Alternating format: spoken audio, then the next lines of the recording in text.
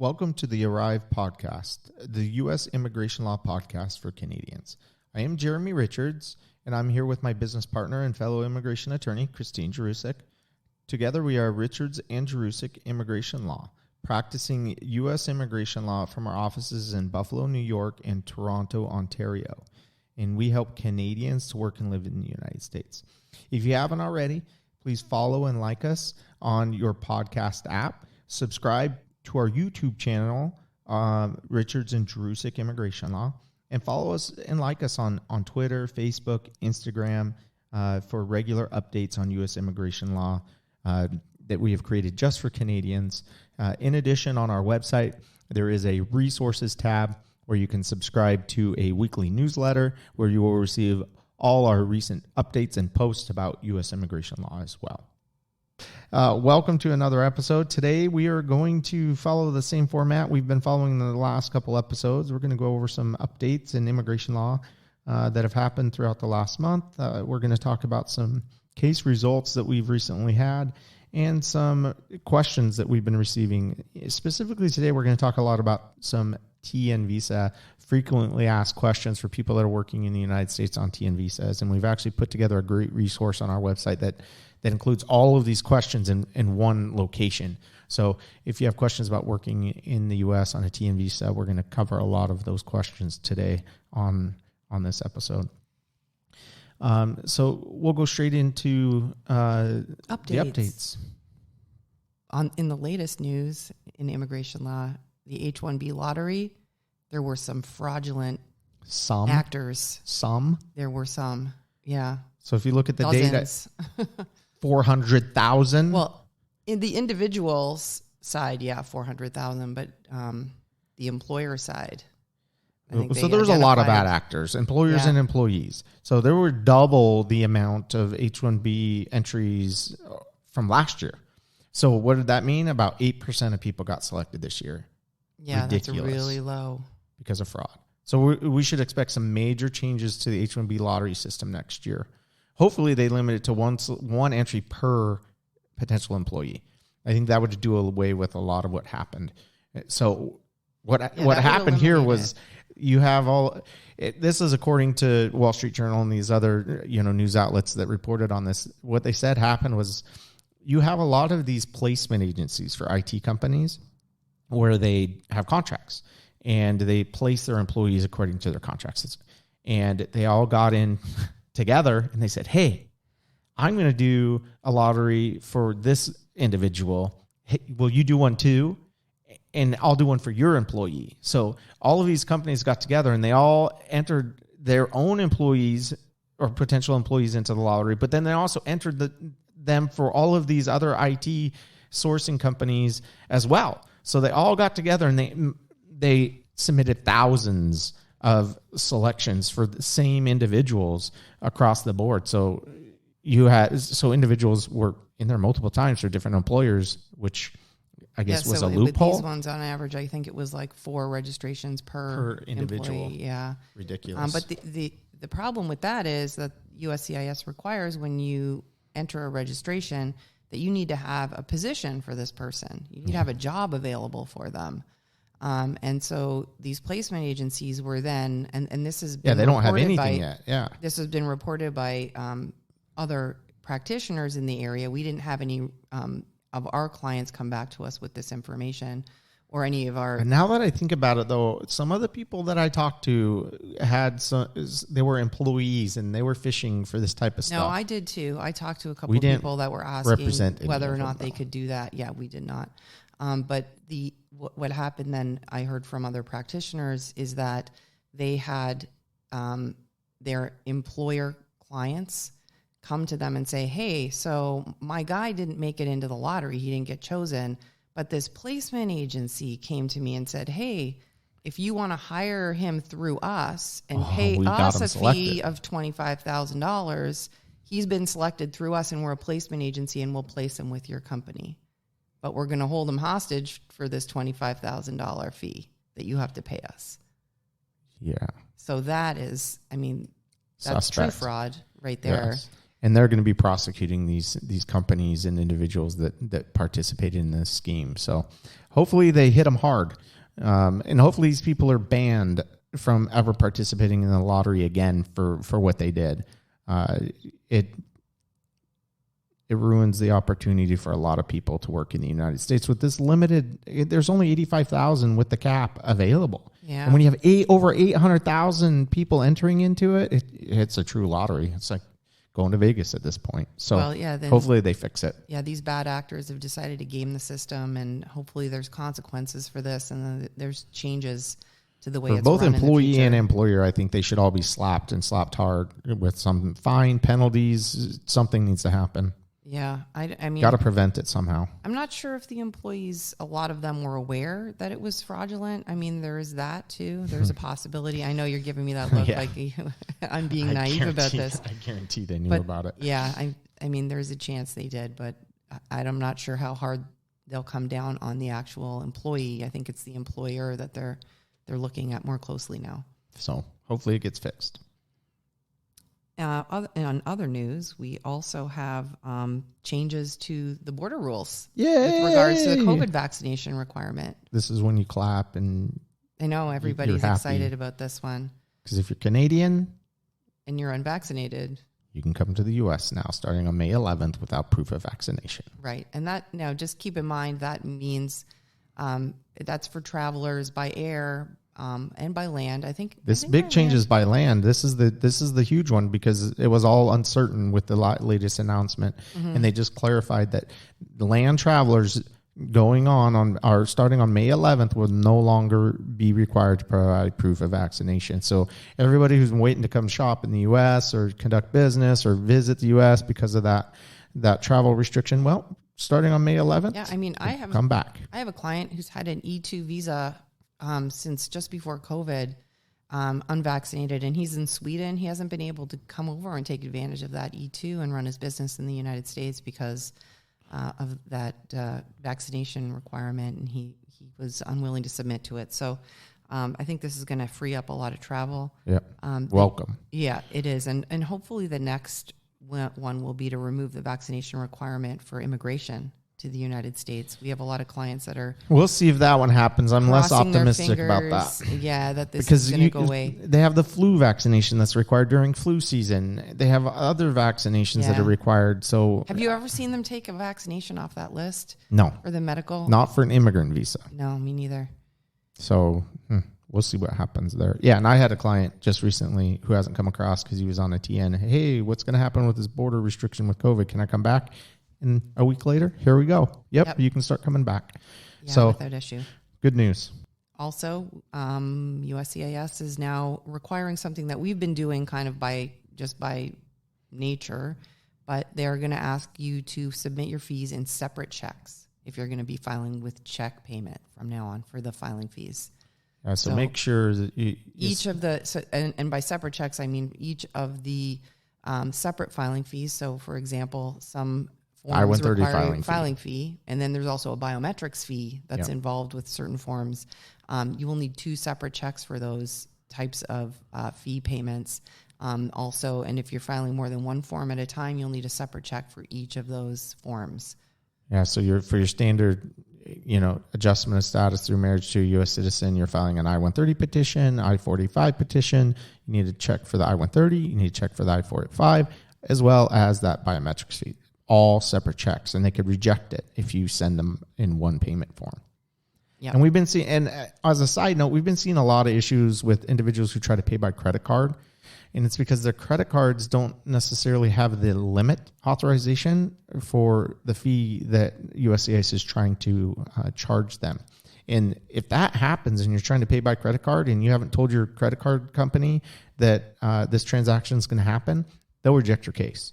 So be careful if you're also paying by credit card. Make sure your bank knows that your card is going to be charged in the United States too. For this amount, yes. Because sometimes there's a fraud alert put on your account. Foreign transaction, and they're like, oops, fraud. And that it's authorized for the amount in U.S. dollars. So I think, a lot of people think maybe they're Canadian and they've got, I'm authorized for, up to $3,000 Canadian. And then they realize, their fees are actually more than that because it's USD. So just be aware of that difficulty, maybe avoid getting your case rejected. Yeah, may make more sense to pay by check if you're able to do that. I think check's the best option, in my opinion. All right, the most exciting news of the day. Well, our radio ad is up and running. Yay.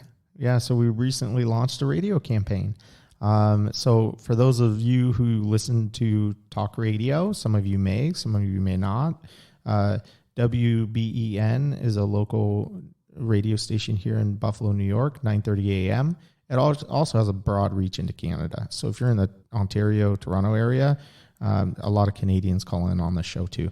So listen up for our ad. You may hear it on 9:30 a.m. WBEN. And we'll also take this a second here, so we'll play it for you so you can listen to it. Need help with an immigration matter? The lawyers at Richards & Jurusik only practice immigration law. This is Jeremy Richards. Our experienced attorneys are able to guide you through the complex immigration process. And this is Christine Jurusik. We help with everything from work visas to green cards, citizenship to deportation defense, and admissibility issues to Canada or the U.S. Call Richards & Jurusik Immigration Law, 716-970-4007, or visit rjimmigrationlaw.com. Richards & Jurusik, Buffalo's full-service immigration law firm. 42 Delaware Avenue, Suite 710, Buffalo, New York. So I think they did a great job on that ad. They coached us a little bit and helped us out. But I think it gives the message that we want to deliver to those that need help with immigration. And we do it all. We're a full-service immigration law firm. So anything that you need, from a work visa to a green card, entry to the United States, we're here for you. All right, we've got some exciting case results that have happened in the last month or so that have come through. And, in particular, I think we've, on my side, I helped a Chinese national get an L1B visa. And L1Bs, for everybody listening, L1Bs are traditionally a difficult status to get. They're not easy. So when you're talking about the difficulty of a work visa in the United States, I would say L1B is at the top of difficulty level. Because you have to prove that because everyone's specialized, that's what they think. The employee has specialized knowledge, and so sometimes that can be a difficult thing to prove, depending on the kind of documentation the employer gives you. But this case, it had a pretty hefty request for additional evidence, which we expect with these kind of cases. But we were able to successfully respond to it and provide all the information necessary to get the individual approved, and they were pretty happy about that, both the employer and the employee. Yeah. So. Traditionally a very difficult type of visa to get approved. Easier at the border, more difficult by mail. Yeah, Canadians can do it at the border, but...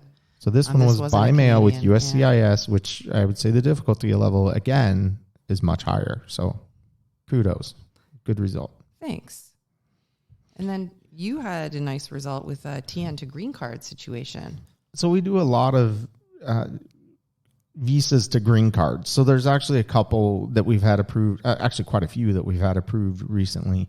The one of them that we talk about often is a non-controlled Canadian to a green card. In other words, somebody comes in as a Canadian visitor. They don't receive an official stamp or entry into the United States. They're just admitted on their status as a visa exempt Canadian. And it was the wife of a U.S. citizen and her children that came into the United States as non-controlled Canadians. When they were here, they decided, you know what, we want to make this stay permanent. So we filed all the necessary paperwork for her to be able to receive a green card, as well as her children through her marriage to her U.S. citizen spouse. So non-controlled Canadians that are here in the U.S. and looking to stay permanently, if you have the proper relationship to a U.S. citizen, then we can help. And we just had one of those approved recently, as well as TN visa to green card. What happens a lot is you have the international couples living in Canada who one of the spouses is a U.S. citizen, and maybe they get transferred to the U.S. for work. Or maybe even the Canadian citizen gets transferred to the U.S. for work. And they're testing out the waters. They get here working on a TN visa and decide, you know what? I want to come to the United States permanently. I'm on a TN. My spouse is a U.S. citizen. How do I do that? I know the TN visa is a non-immigrant visa. In other words, I'm not supposed to have the intent to stay in the U.S. permanently, but our intent has changed since getting that TN and we want to stay permanently. What do we do? And if it's done properly, you can file for what's called adjustment of status here in the United States without having to leave the United States back to Canada.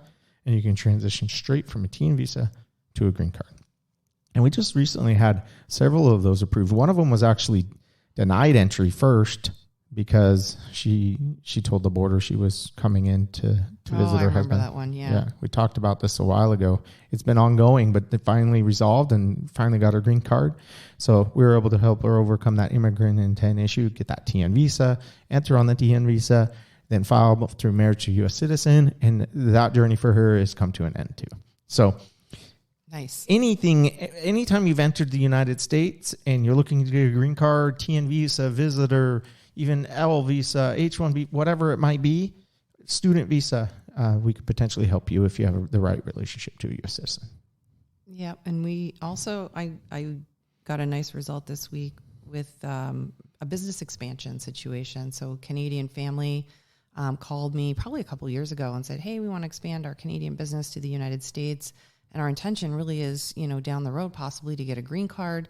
We'd like to live there. And they really followed our directions every step of the way. So the family initially got L1 visas. They expanded their business successfully. They got the new office L1. Then we, at the 1 year mark, we changed their L1 over to an existing office L1. They got an extension on that. And then they filed the green card application. The petition went off without a hitch, no RFE. And then finally, they just got their green cards this week. So they were pretty happy. They were great clients, followed along with everything we told them to do. And it was a great process, really smooth. And that is very important. The clients that actually listen to our advice and follow it have a much smoother process. They were great clients. We often have individuals who question our advice. And my question in return is, well, you don't have to hire us. If you know the process better and want to do it on your own, go for it. Nobody's forcing you to work with us. But I will tell you, we've done this a lot, right? We know what we're doing. We're not telling you to do something that isn't going to be effective. Yeah. We're going to give you the path of least resistance here to get your desired result. And we know the process and how it works. That is very important. It's always good to work with clients that appreciate our advice in what we do. That family was an absolute pleasure, and every time we asked for a document or some evidence, they provided it without questioning why we needed it, or they understood that we knew the process. And we don't ask for stuff that the government's not going to ask you for. We're not just out here to make your life difficult. And I think some people think that. Yeah. Why are you asking me for that? Well, because I just want to see your passport photo. No, that's not what we're requesting it for. Right. Oh, I just want to see your marriage certificate because, I've never seen one from Thailand before. Can you show it to me? No, the government wants to see it. These are documents the government's requesting. Well, why do I have to show you my disposition from the court? Well, because the government's going to ask you for it. Right, so either you can give it to me now or not give it, and they're going to ask for it later, and it's going to delay your case. So, it's always a delight to work with clients who don't push back when we ask for specific documents. Absolutely. And I understand you got a third approval for a management consultant on a TN. Yeah, that's unusual. A unicorn right there, right? That's unusual for sure. Usually, and it depends on the situation. If you're a consultant working for a consulting company, they will typically renew you indefinitely, that's right? a different situation. But this was an independent consultant working for the same entity, and it's a third approval. And this was even by mail with USCIS, which is even more difficult. And it was approved without a request for evidence as well. So it sailed right through and got approved. So did this business have some kind of merger or acquisition that took place, an expansion to justify it? No. Oh, okay. But we were able to present it in a way that obviously it was approved. Yeah. They actually have stores all over the United States. Oh, it's a large employer then. Yeah, so we were able to position it that, hey, now they're going to advise on some other stores. And that's how it got approved. But the engagement expanded. I get it. Okay. Yes.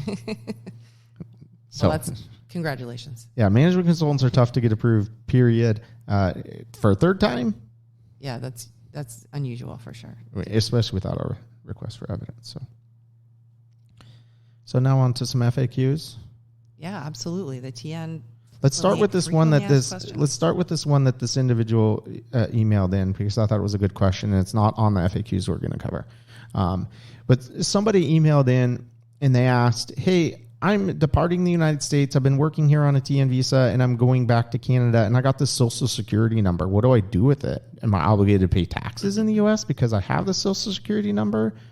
So the social security number, if you get one and you're working in the United States as a non-immigrant, it has an annotation on it that says it's valid only with approval from DHS, that you have to have a valid work visa in order to use that social security number. So when you present that for employment in the U.S., they're going to also ask you for your visa. And if you show that along with your visa, then you can work for them. Well, when you depart the United States, this doesn't go in the garbage. That social security number is attached to you for life. So whether or not you're working in the U.S., you're going to have that social security number. It's to your advantage if you come back to work because you don't need to obtain a new one. However, you can't just come to the U.S. and work on it without getting a new visa. But at the same time, if you're not working in the United States, then you probably don't have a tax obligation attached to it. It doesn't mean you have to continue to pay taxes in the U.S. just because you have a social security number. And you need to clarify that with an accountant. I'm not giving tax advice. But if you're not working in the United States, that social security number simply is attached to you in the event that you come back to the U.S. You don't need a new one, but you also don't need to worry about the fact that you have one. It's not something that obligates you to do anything in the United States. It just helps you when you come back. You don't have to get a new one. So we have a list of frequently asked questions for people working under a TN visa in the United States, and it's a pretty long list. I'm looking at it now. I'm scrolling through. There's a lot of information there. So let's just hit some of the most common ones, because I don't think we're going to cover all of these. There's like 20 of them. Yeah, right? But if you go to our website, let's say you're working in the United States on a TN visa, it's under FAQs for employees working under TN visa status. So if you are or have questions, maybe you plan on working in the U.S. in TN visa status, if you go under there are a ton of questions and answers to those questions. And these are the ones that we receive most commonly for those working in the U.S. So one of them that jumps out at me is how do I get the TD status for my family members while I'm working on a TN? So I've been approved, now what? Because I've got a wife and a few kids, or a husband and a couple kids that need to come with me to the United States. What do I do? First of all, what's a dependent? I think we need to answer that first. Who qualifies as a dependent? Good question. So you have to be under the age of 21. So once you turn 21, you age out as a dependent. As a child. Yeah. So you no longer have the, shelter of your parents and the benefits attached to being the child of a TN visa holder. So if you are the child, or you have a child that is under the age of 21, they are still considered a dependent and they can get TD status. TD status, you need to understand, only grants authorization to live in the United States as a child. It doesn't grant work authorization, as well as a spouse. So you can go to school. School. But you can't get a part-time job. No. Okay. Can't work. We get that question a lot. My teenage daughter she's 16. She wants to get a job. Oh, yeah. You can't as a spouse either, which I'm not quite sure why not. Because they don't let TD spouses work. But you can't. No. But you can go to school. That includes spouses. So how do you get them status? What do you do? They have to get their own. So you have to qualify on your own. And that's talking about a child or a parent or a spouse. They have to individually qualify. I meant to get the TD. Oh. Yeah. Work status. Yeah. So very simple process, right? You can just show up at any port of entry. You don't need an appointment to do this, or pre-flight inspection at an airport. And you have to prove the relationship. So you prove it's your spouse, marriage certificate. You prove it's your child, birth certificate. Prove what their status is, or what their nationality is. This is important. You can't do it at a port of entry unless they are actually Canadian citizens. So if you have a spouse or child who is not a Canadian citizen, maybe they're a permanent resident, they're going to have to get a visa through the consulate before they can get TD status. Yeah, I was advising a client once, and I just assumed that his spouse was Canadian. it was a bad assumption to make because I was like, just go to the border with the passport and the proof of your TN. And he said, I'm here at the border and they can't give her Where was she TD. from? They said she was from Lithuania. Oh, she not didn't going to have work. Her Canadian citizenship yet. So I said, yeah, that's not going to work. You might just want to go back home. And but in that situation, but you know what happened? They ended up admitting her anyway because the family was coming to work. As he a was visitor? coming to work. They admitted her as a visitor, and we were able to change her status in the United States to TD. So that worked out okay. But yeah, and that's the other alternative. Don't right? presume the spouse is Canadian. But if they're not Canadian, you have two options. If they already have a visitor visa to the United States or the ability to travel as a visitor, they can enter as a visitor and then they can file the change status to TD when they were in the U.S. Or if they don't have that ability, they have to go to the consulate to get a TD visa to enter the United States. So be aware of that. Totally. And other than that, if they're Canadian, you have their passport, proof of Canadian citizenship, proof that they're your child through birth certificate, proof of spouse or marriage certificate. Birth certificates and original marriage certificates. So don't show up with a photocopy or anything like that. You need the original document. And if they're with you, it's pretty straightforward. That's all you need. If they're not with you, they can still get it. They just need proof of who you are and your valid TN status as well. So a copy of your passport and a copy of your I-94 in addition to the marriage or birth certificates as well. And then they can get it without you. All right, you pick the next FAQ that you like. The next FAQ. Well, we'll talk about, let's see here. Well, let's talk about I-94s. So that's actually a change. Oh, that was supposed to be on our updates. We didn't talk about that. Oops. We'll talk about it now. So they have transitioned to fully electronic admissions to the United States. And when you come into the United States, you get what's called an I-94 admission record. So we often get asked, well, what is that? What do I do with it? Well, the I-94 is your official proof of entry to the United States and official proof of what your actual status is. So that I-94 record of admission is very important. It's what you give to your employer to show you have a valid TN visa. It's what you give to the Social Security Administration to get a Social Security card. It's what you show at the DMV to get a driver's license. Very important document. And it's called an I-94 admission record. And traditionally it was paper. And they would also stamp your passport. So the CBP is officially transitioning away from any physical entries. It's all electronic. So when you're entering now, they will give you an I-94, but it's electronic and it's attached to the passport that you gained entry to the United States on. So you can then go to CBP's I-94 lookup online, enter in your passport information, and it'll pull up your electronic I-94. It's actually, I think it's, I don't think it's on the CBP site. I think it's through Department of State.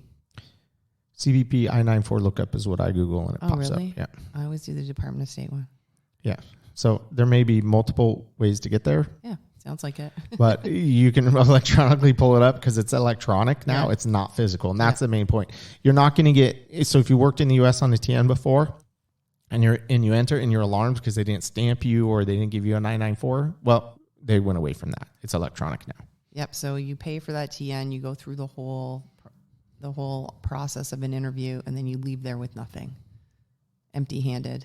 Yeah, so it is a little bit alarming. It is. But I think for people that have had TNs before, it's more alarming than people that are new to the process because they're used to getting a stamp in their passport with information and maybe even a paper I-94 stapled into their passport, and then they leave and they have nothing indicating who they're working for, any of that information. It is all in the system, though, so rest assured they have the information that they need, and you'll be issued that electronic one properly. And the best thing to do is check it as soon as you leave the border area. Make sure the information was entered correctly, because if it wasn't, then you need to correct that. Yeah, you need to go to what's called deferred inspection and get it fixed. Yeah. But that happens a lot where CBP will make an error in the entry. Maybe they'll admit you as a visitor instead of a TN. Yeah. Maybe they, put the expiration date incorrectly, something like that. So yeah, pull it up immediately. Make sure that you were admitted correctly. Because it's much easier to fix, like go back in and fix it right then and there than it is to leave and then try to do it later. This also applies to anybody that if you are in the United States right now and you're just curious about how you were admitted to the United States, or how long you can stay, stay, you can take your passport, just Google CBP I-94 lookup, and then you'll want to retrieve your most recent I-94 is what you'll click on. And then you click on that, you'll enter in your passport information, and it will pull up what your I-94 admission record says if you have one. It'll tell you when you entered and how long you've been admitted for. So when you have to depart by. And it'll indicate your status. It might say B1, B2, it might say TD, L1. But that's how you verify what your status is and when your status expires. So good knowledge for anybody, not just TN. Right, yeah, visitors too. It's important.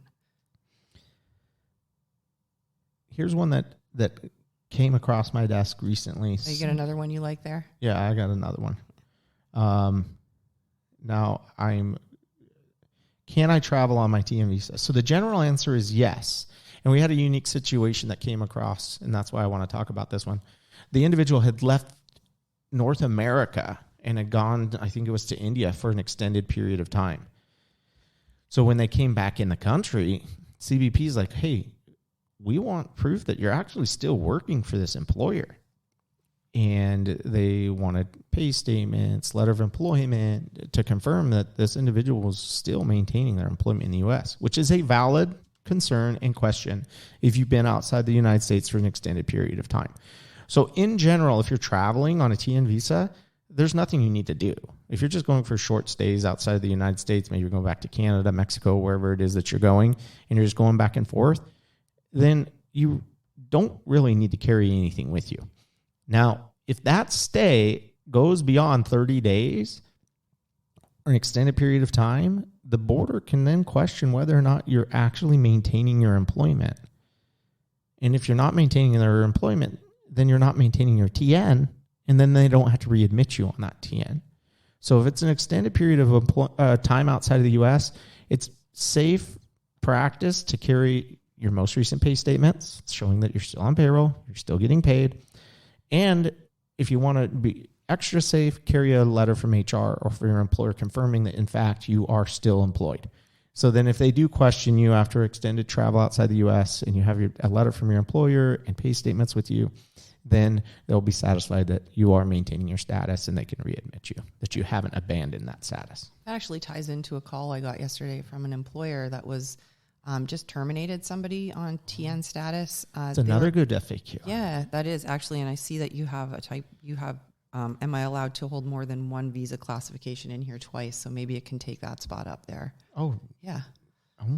We'll have to fix that. Oh, it's new. It's got some kinks in it. So we'll work out the kinks and perfect it over time. So that call I got yesterday was an employer who had just had to terminate somebody on a TN status. And they were concerned, and I think mainly because this employer is used to doing H1Bs, where there is protocol when you terminate someone on an H1B. I actually just had this happen too. Did you really? Question. Yeah. Oh yeah, that's funny, I guess.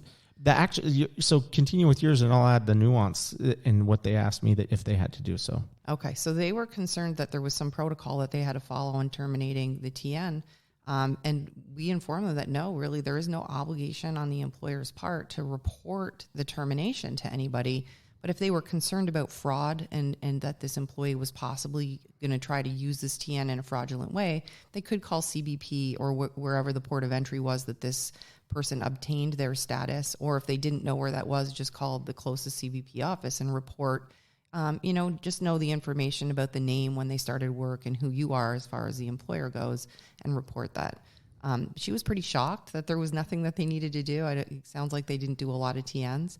But also happy that there wasn't some kind of huge obligation on the employer. Yeah, so that leads right into the question I had from an employer. We helped them get a TN for an employee. That employee had, I don't know what happened, but the arrangement terminated. And the employee was demanding, and this was a TN visa holder, that the employer pay return costs of transportation. Oh, whoops. To their home country, which is an obligation under an H1B. It is. You are required as an employer to pay the return cost of reasonable cost of return transportation to the home country of the individual, even if they quit, but not on a TN. No. A TN, you are under no such obligation. You do not have to pay anything. You do not have to pay them to return to their home country. So that does not apply to a TN. And on the H1B too, you're supposed to withdraw the approval. You're supposed to notify Department of Labor that they're no longer employed. So you as an employee are protected and are under no obligation to continue paying that individual. So there are a few more steps on an H1B. Certainly. None of those apply for a TN. But it also does not apply for an E-visa, for example. A lot of people have that question about an E-visa. If they have an employee under an E-visa, there is no reporting requirement under that either. Right. But technically, I mean, once the person is terminated and that job is no longer status is void. Their status is void. So this will catch up to them. So if you're concerned about this, and we see this all the time, someone they'll ask this question. It catches up to them because they may stay in the United States longer than they're supposed to after their employment. Well, then they try to, let's say, change status in the U.S. Well, USCIS is going to ask for proof that they maintain that employment. And if their pay statements are from a different employer or they can't provide the proper amount of pay statements, well, they're going to get denied. Or if they go apply to consulate and they ask them when they worked in the U.S. and when their employment terminated and they see it terminated on such date, but they stayed till X date and wait, this person overstayed. Yeah. And they could get a 3-year bar or a 10-year bar or even fraud depending on it. So it catches up to people. Right. So I think they can get away with it, but it catches up, and we see it catch up a lot. It's true. So if you're an employee and you've been terminated or you quit and you think you just stay a little bit extra time on your TN, think twice about that. Maybe give an immigration attorney a call and find out what the rules are with respect to your specific situation because, you can impact your ability to come back to the U.S. in the future. Or maybe you've got a relationship and you want to apply for a green card later. Don't shoot yourself in the foot for future immigration possibilities by doing something silly now and overstaying or, trying to work on a different visa. And that's when it catches up to you is when you're applying for permanent residency or citizenship down the road. They are much more thorough when you're applying for permanent status in the U.S. And that's where they're going to catch you. And I swear it has, now they've actually gone to electronic format. I don't know that we ever spoke about this. We file a lot of our applications in paper format. And USCIS is now converting everything to electronic format. Okay, so they're entering all of these filings into the system electronically. And I personally think there's going to be algorithms or AI used here to identify and share stuff easier too, right? Right, but it's these inconsistencies, right, where formerly you needed a person's eyes to see that and see, they said they had a kid in this application, but this application they said they didn't have a child. They said what's yes going here on and no here. But I think now computers are going to catch those inconsistencies, and it's going to be a lot harder to overcome them or depend upon oversight of a person. So I think they're going to catch a much higher percentage of those going forward. Yeah, I think you're right. I'd be surprised if they didn't start implementing that. That's even a better reason to use an immigration lawyer for your filing because any inconsistency like that can come back 5-10 years down the road where you're trying to get your citizenship and all of a sudden they're asking you questions about your green card application. And if you didn't do it exactly correctly with the information at the time, there's a possibility you could get denied for citizenship. In some cases, it could even impact your ability to keep the green card. Yep. So another good FAQ. Tax season. We get a lot of questions around tax season. Well, FYI. You just want to give tax advice today, don't you? Nope. So for everybody, we are not accountants. You want to go get your accounting designation. Yeah, no. Me and numbers don't go good together. So no, we are not accountants and we do not give tax advice. But could you have an obligation to pay taxes while in the U.S. on a non-immigrant visa? Yeah, you might. But we're not going to advise you on that, and we can't because we're not accountants. You don't want our advice on that. No, you do not.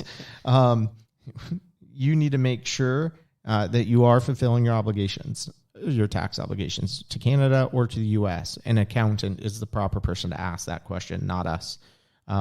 So make sure that you are aware of any tax implications while working in the United States on a TN visa or under any other visa, or even as a visitor. Or even as a non-resident U.S. citizen living in Canada, you still have an obligation possibly to file. So check into that. That's another excellent So many point. times we start these family-based cases for U.S. citizens sponsoring their family members, and they've lived in Canada for a number of years, and we say, okay, we need a copy of your U.S. tax return. And they're like, what, U.S. tax return? I haven't been filing taxes while I live in Canada.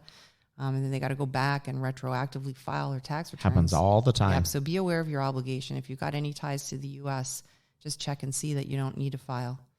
Yeah, so if you are sponsoring a spouse, you're going to have to provide, and this is whether or not you're using a joint sponsor, okay? This is period. If you are a sponsor for your spouse, child, whatever it might be, to come to the U.S., you're going to have to produce, at a minimum, your last 3 years of proof of filing federal taxes in the United States. So you cannot escape that obligation. And people, I think, misunderstand what filing means.